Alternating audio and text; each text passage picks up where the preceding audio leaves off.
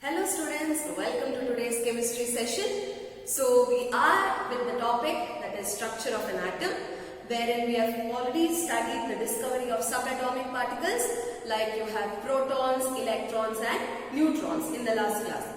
So we also studied what are the charge present in the electron, what is the mass of an electron, what is the behavior of an electron when it is subjected to a particular experimental setup. Okay, so all these we have studied, and who has discovered, the scientists who have discovered, and also the properties of these subatomic particles. So next we move on with actually studying or leading to the structure of an atom, that is the atomic models, okay, different models which led to the actual structure of an atom. Very interesting topic. So let us start with how the scientists have arrived at the structure of an atom. So they have given different models, okay, that atom, the structure of atom must be like this, okay, electrons are present here, protons are present here. All these, ideas have come up, and then later they have arrived at the structure of an atom. So let us start with the, small ideas, and then later get into what exactly is the structure. So in this chapter we will actually study two models, okay, wherein some of the models are being ignored, okay, as they are not very important. But for now, let us study what we have, that is starting from Thomson's model, J.J. Thomson's model, okay. So during J.J. Thomson's discovery, there was no protons discovered, there were only electrons, okay. So in around 1898, okay, there was discovery of electrons, and Thomson gives a model which is also called the plum pudding model, okay, plum pudding model, or he says it is like a watermelon model, or we can also say it is called raisin pudding model. We will get into this slowly. So this you must have already studied in your lower classes, right? So this is easy for you all to remember now. Now, let us go through what is Thomson's model talking about. So he says an atom, okay, must be made up of a positively charged sphere. So he says an atom must be consisting of whole of positive charges, okay, and it is spherical in shape, and the electrons are being embedded in it, or they are present in between, or they are present inside it. So atom totally is a positive sphere wherein the electrons are embedded in it. So he compares it to a pudding, where you see, if you take the plum pudding, the plum part is said to be the positive sphere, and the seeds or the dry fruits what you get in between are, or the plums which you get in between are the electrons. So the pudding would be the positively charged sphere, and the dry fruits or plums what you get would be the electrons which are embedded in it. Even if you compare it to a watermelon, the reddish part which is edible is actually the positive sphere, but the black seeds what you get in between are the electrons embedded in it. So you imagine that, and imagine the model of Thomson's. Okay, so this is what he says. The sphere is made up of positive charges and electrons are embedded in it. Now, because of this arrangement, okay, the mass is actually uniformly distributed over there. The magnitude of the positive charges and the negative charges, they become electrically neutral on the whole. Okay, the magnitude of the positive charges will be equal to the magnitude of negative charges. So, on the whole, the atom becomes electrically neutral, and the main feature of this model is that they account for the mass of an atom is being uniformly distributed. Okay, it is not concentrated in one part of the model, or nothing like that. It is not concentrated on the center. It is uniformly distributed everywhere. So that was the main feature of this model. Okay, and also it accounts for the stability. So positive and negative, they become neutral, and this is the stability of an atom. It attains stability, they say. So here, this was pudding model, okay, but later on the results of other experiments, okay, were much better than what Thomson's model was saying, okay. So this was not consistent enough, and they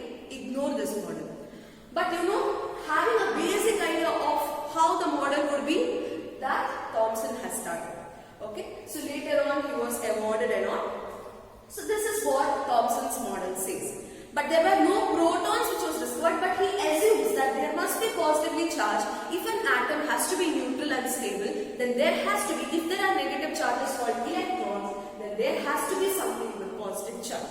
So that was the idea brought up by Thomson. Later on, once the protons were discovered, okay, after the discovery of protons by Goldstein, okay, that was then there was a model which was given by Rutherford, okay, wherein he actually discovers the nucleus. Okay, before that of protons, okay, he discovered the nucleus of an atom. So he does an experiment with his students, okay, Ernest Rutherford and his students together. They create an experimental setup, okay, wherein they actually take a source wherein the alpha particles are being emitted, okay, they are higher energy rays. Alpha particles, as I told you, they are positively charged helium ions, okay. So these rays are said to be highly energetic and they can penetrate through a metal or whatever is kept there. I'll tell you that.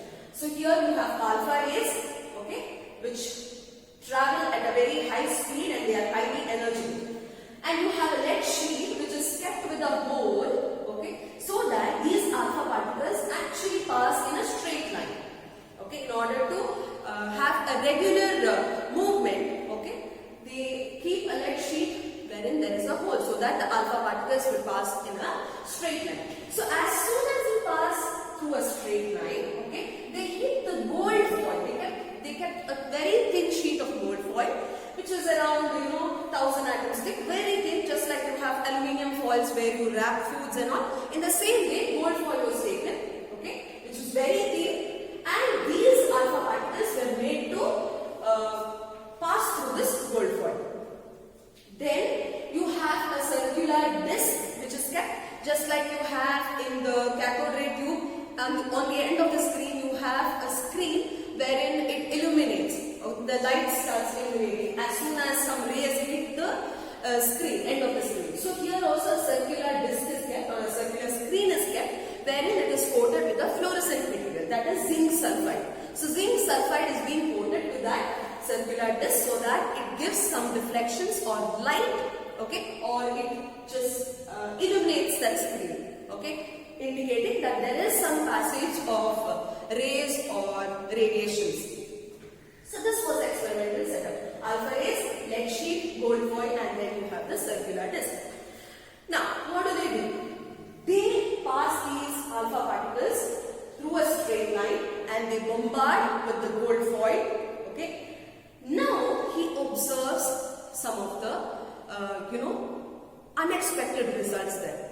If it was Thomson's model, okay, if the atom was like this, gold foil has atoms now, right? So we are focusing on that. Now if it was like Thomson's model, then the rays should have deflected somewhere at around 1 degree or so, okay. Slight deflections would have been there. We wouldn't have passed through straight line because there is no empty space, right? But there, due to this positive and negative charges which are present, there should have been deflections by at least 1 degree, somewhere, slightly modified. But to his surprise, he gets unexpected results. Like, when these alpha particles hit the gold foil, most of the rays, okay, listen to this properly, most of the rays which were passed through gold foil, they went in a straight line. Okay, now why these have to move in a straight line directly? Most of the rays, 3/4 of the rays moved in a straight line and hit the screen, indicating or illuminating the circular disc. Okay, so he was really surprised. Okay, and leaving this, besides this, okay, he also observed that some of the rays, they deflected at different angles. That means they didn't go in a straight line. Instead, they went in different angles. They deflected at different angles.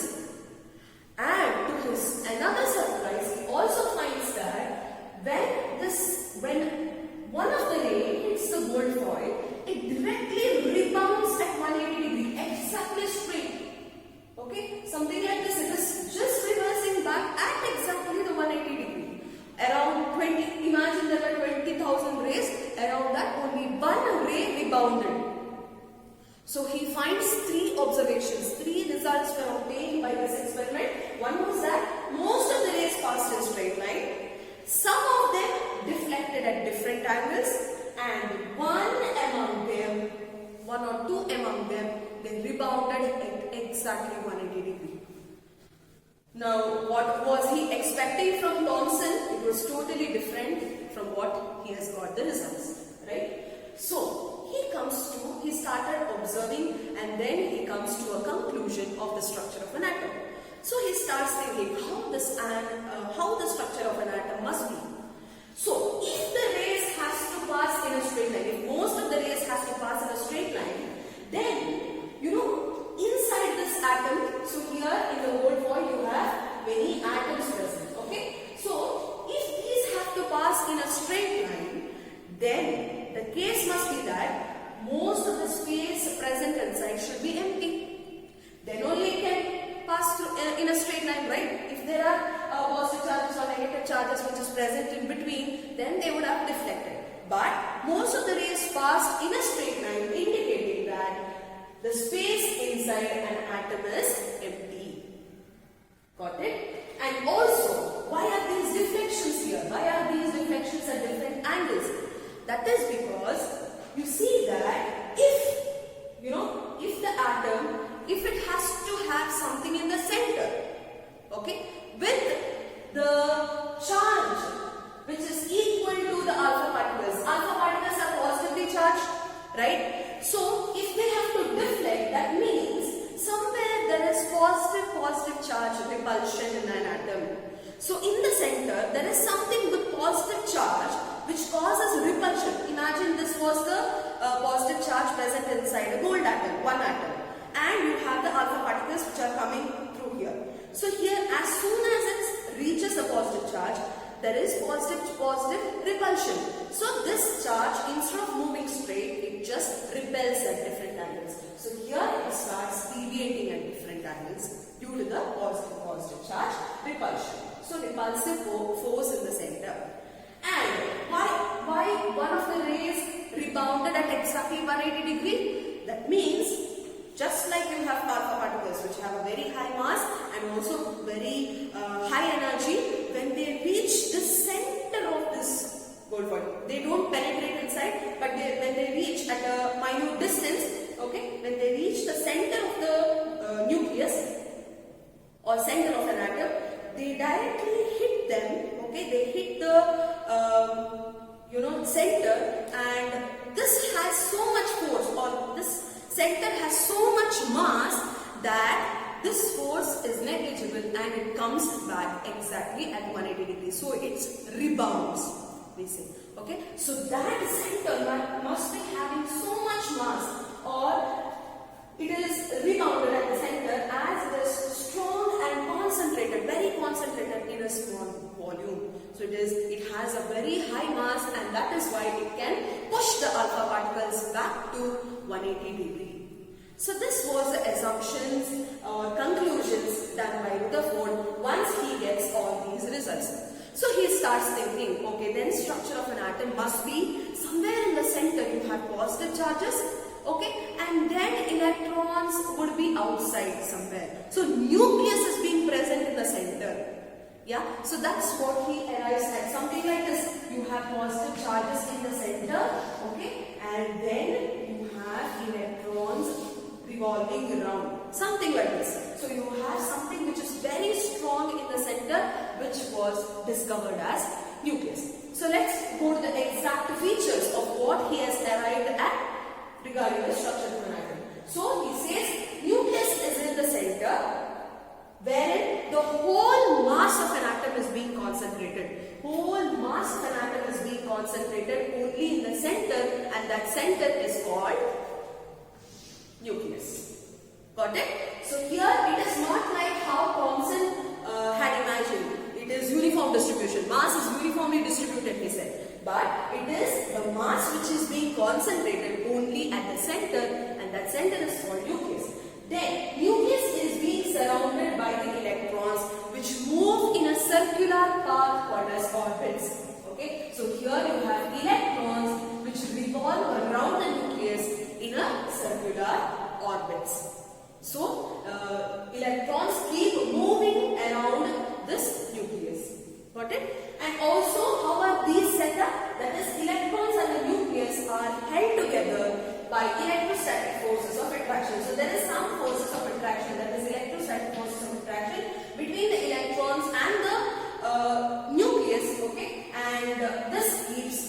revolving around the nucleus in circular orbits, and they are held together by the electrostatic forces of attraction.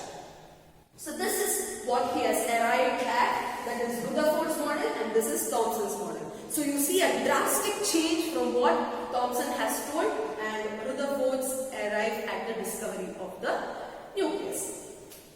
But then, now whatever we see here, it is not the exact structure of an atom, right? So there must be some modification. There must be something wrong in what he is saying.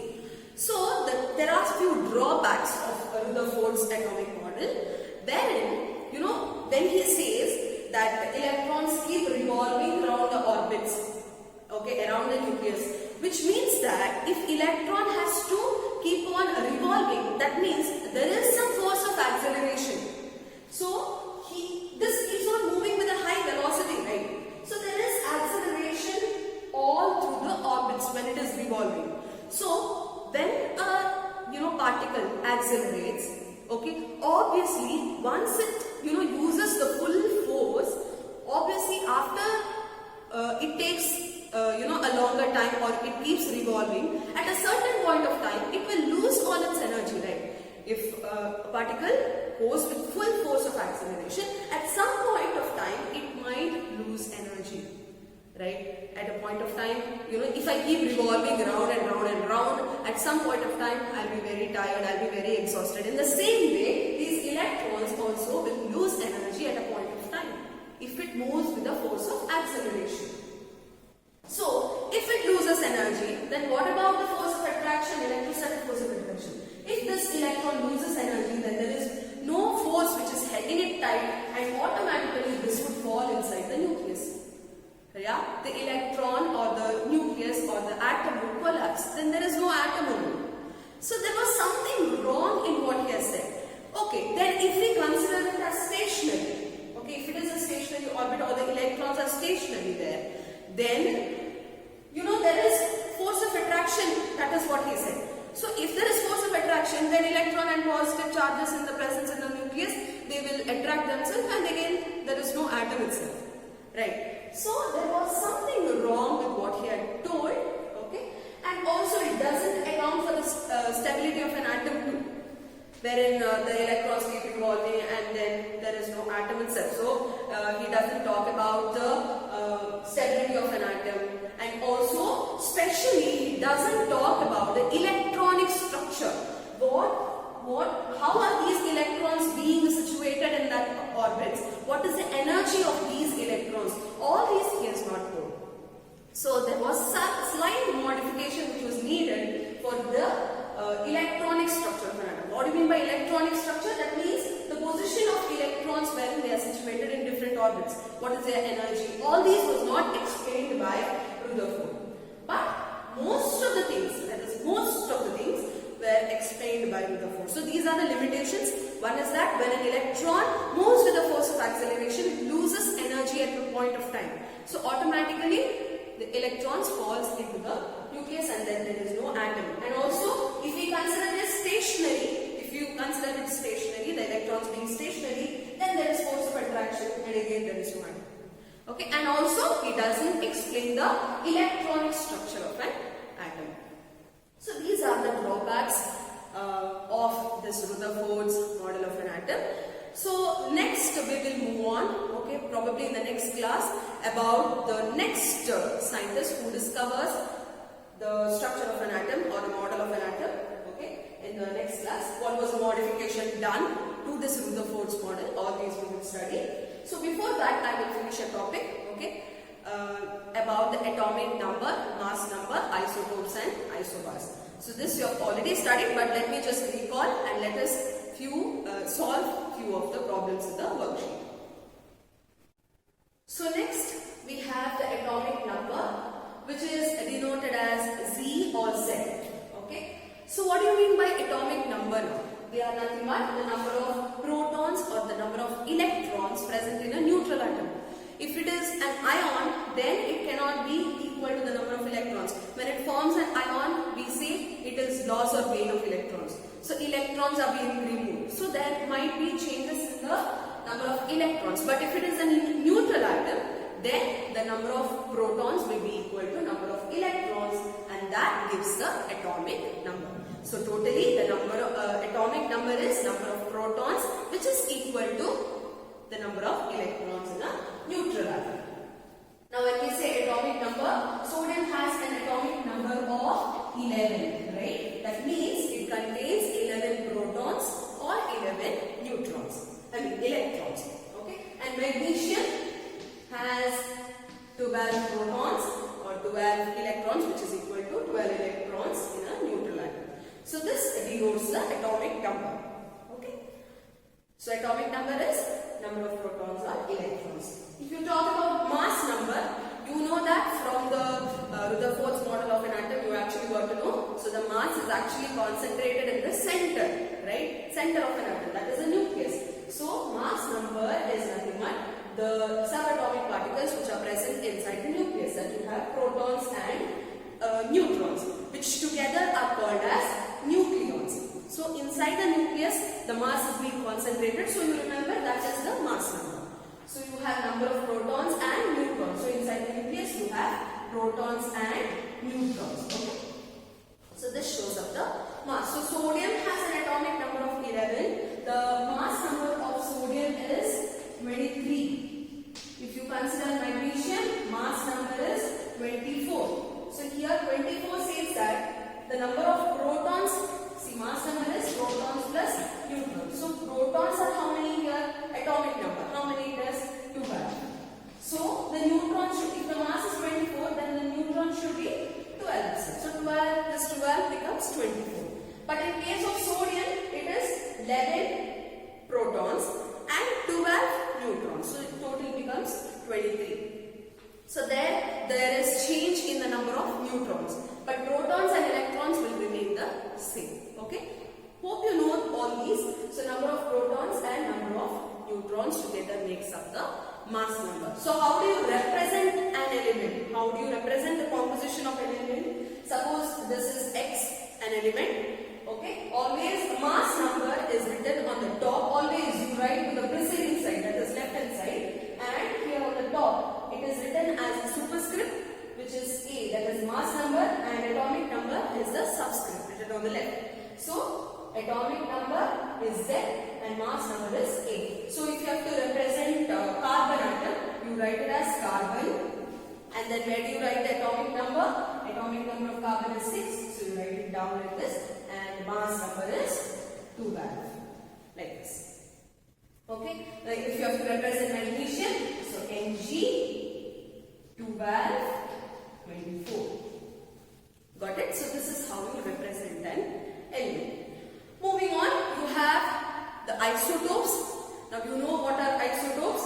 Now atoms of the same element with same atomic number but different mass number. So whenever you remember isotopes, first thing you have to remember is that they are the atoms of same element. So same element will be having same atomic number but different mass number. For example, you have the isotopes of hydrogen. Hydrogen isotope 1, isotope 2, which has a mass of 3. So here this is called protium, deuterium, tritium. So these you have studied, right? So here these are the isotopes of hydrogen and these are the isotopes of carbon. You have carbon 12 isotope, carbon 13, carbon 14. So you see that the mass number is different but the atomic number remains the same. And these isotopes, all these isotopes of hydrogen or all these isotopes of carbon will show the same chemical behavior. There is no change in the chemical behavior for these isotopes, just that they have different mass number. But you know, when we talk about a chemical reactivity or chemical behavior, it all depends on the number of electrons, right? So here the electrons are always same. Yeah, they are similar with all the three isotopes. But there is change in the number of neutrons. Okay, so that is why we show isotopes will always show the same chemical behavior. Remember that. And what are isobars? So vice versa of this, the opposite of this. That is atoms of different elements now. Okay, atoms of different elements with different atomic number but same mass number. For example, you have carbon, the isotope of carbon, that is carbon 14 isotope is being taken, and you have the nitrogen atom. So these have the mass number as 14 itself. But you see that the atomic number is different. Okay, so here they have same mass number but different atomic numbers. Okay, so here number of protons will vary. Okay, so this is about the isotopes and isobars. Now let us just try to solve this. I want you to do it with me together there. So calculate the number of protons, electrons and neutrons present in bromine. Mass number is given as 80 and atomic number is 35. So how do you find the number of protons, electrons and neutrons? Can you do it? So first we have the number of protons. Obviously we know it is denoted as Z here. So it is equal to the number of protons. So this number should be equal to number of protons. So atomic number is actually the number of protons. Now this is a neutral atom, right? There is no charge in it. It is not an ion. It is said to be a neutral atom. So this has to be equal to number of electrons too. Correct? It is not a charged particle. So here number of protons is how much? It is denoted as Z. So you have protons as 35 and electrons is also equal to 35. Number of protons and electrons you got. Now what if you find the number of neutrons? So you know that mass number, from the mass number we actually get the number of protons. Mass number is equal to protons plus neutrons. Number of protons and neutrons. Now here we know the number of protons, that is 35, which is nothing but the atomic number. So here we want the number of neutrons, which we don't know. Mass number is denoted as Z. So number of neutrons, okay, can be calculated as A minus Z. What is A? Mass number, how much is it? 80. A is given as 80. So you have 80 minus number of protons is how much? 35. So you get the difference, and then what is the difference? It is 45. Correct? So 45 as the number of neutrons. So you get protons, electrons, and from the mass number, that is the formula A minus Z, which is mass number by minus the number of protons, you get the number of neutrons. So this is how you find the number of these protons, electrons and neutrons, and what are isotopes and isobars, and how do you represent an element, and what is atomic number and mass number. So this was all about today's class. In the next class, we will move on with a different topic. Okay, so until then, take care of yourselves, study well, complete your worksheets. Thank you.